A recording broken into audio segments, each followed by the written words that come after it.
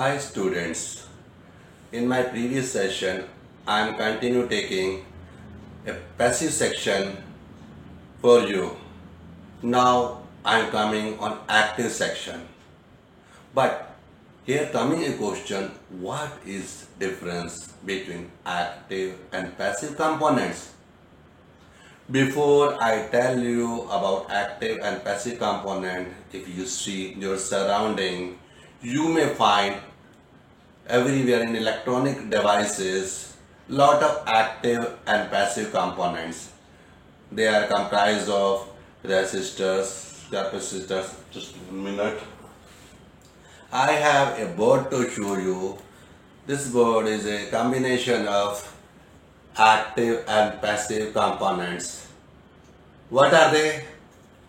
They are resistors, capacitors, inductors, transformers, even in active sections, diode, transistors, FETs, IC integrated circuit, and nowadays microprocessors also. So you have to understand what is the definition. What are they?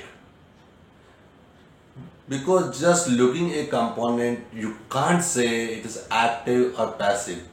Reason, if you see a conventional diode, a PN diode, in generally is allowing current to flow only one way directional. So I can't say active device, this is passive device.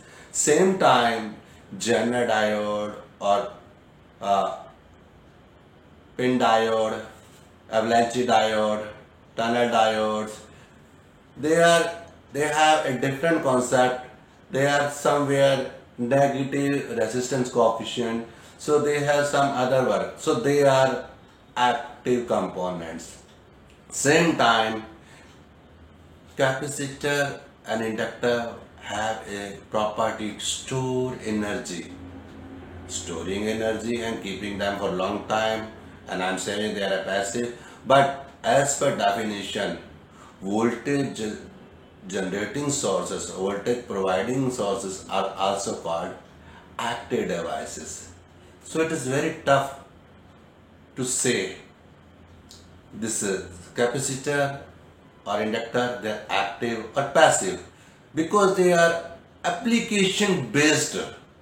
So in simple term, transistor is a very good example. He is amplifying signal, controlling signal, and this application is based on a input source which is controlled by a flow of electrons. So this flow of electrons are amplified. Here they have a application that voltage and current. There are two parameters which are mostly defining or deciding the work. They are supposed to be boosted or stepped down. So this one you keep it in your mind, and now when I'm going in details, then you will learn more about active and passive component. But before I start, semiconductor, start silicon and germanium, their properties, concept and working, doping, intrinsic, extrinsic, etc.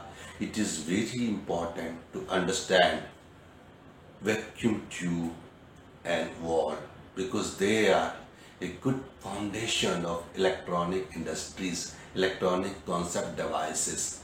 So they are very simple principle of thermionic emission. What is thermionic emission? How they are working? What is inside? Who invented? I am not going to discuss about invented because lot of students know Edison invented bulb, and bulb is the base of everything. And once they entered grids and lot of applications came. So next session, first I am taking, very first session I am taking on thermionic tube and vacuum tube or thermionic wall we can say, and this one I think invented in 1904. So till that time, see you, bye bye. And one more thing, if you really like this video, kindly share it, like it, leaving on you how you think. Bye bye, 73. See you.